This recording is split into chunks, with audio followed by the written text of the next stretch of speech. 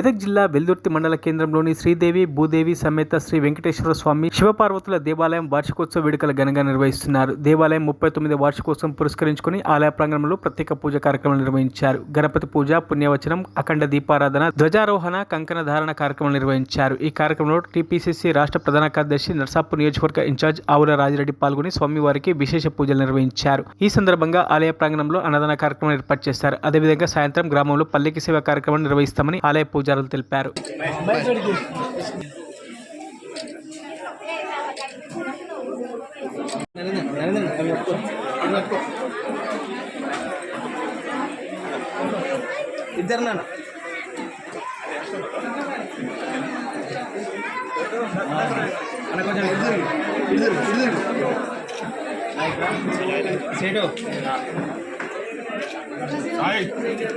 మరిన్ని అప్డేట్స్ కోసం మా ఛానల్ని సబ్స్క్రైబ్ చేయండి.